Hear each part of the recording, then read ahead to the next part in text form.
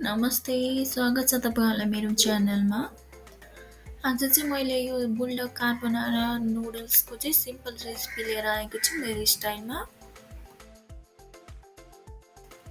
सबैभन्दा पहिला अब यो नुडल्सको प्याकेजिङतर्फ हेरौँ है त के छ भित्र। यसमा पनि अरू नुडल्सहरू जस्तै यो मसला पाउडर भयो र अर्को चाहिँ यो सस छ। सुरुमा चाहिँ मैले यो चिकन म्यारिनेट गरेर राखेको थिएँ थोरै, हजुरहरू पनि सिम्पल वेमा यसलाई म्यारिनेट गर्न सक्नुहुन्छ।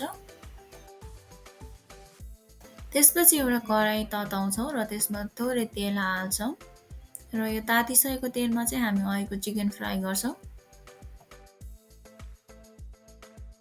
चिकन हालिसकेपछि यसलाई अलि हल्का चलाएर फ्राई हुन छोडिदिनुहोस्। त्यसपछि हामी जान्छौँ अब नुडल्स उमाल्नतर्फ। त्यसको लागि एउटा भाँडामा पानी लिनुहोस् र त्यो पानी उम्लिसकेपछि त्यसमा नुडल्स राखेर हाई फ्लेममा 5 देखि 6 मिनटसम्म पकाउनुहोस्।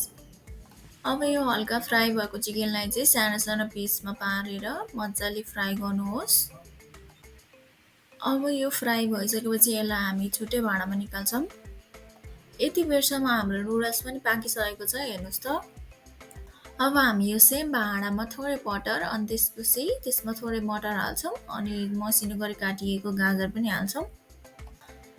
यो चाहिँ हल्का फ्राई भइसकेपछि यसमा एउटा अन्डा हाल्छौँ र थोरै नुन हालेर यसलाई मजाले चलाउँछौँ। यतिको भइसकेपछि अब हामी यसमा अहिलेको नुडल्स हाल्छौँ। नुडल्सको साथसाथै अघि रहेको मसलाहरू पनि हालेर यसलाई चलाउँछौँ।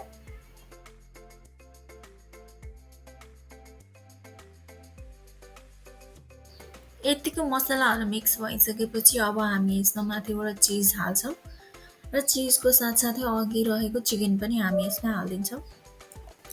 यसलाई चाहिँ अब हल्का 1 मिनटसम्म कम ग्यासमा चिज मेल्ट हुनुन्जेलसम्म पकाउनु होला अनि त्यसपछि ग्यास अफ गरिदिनु होला।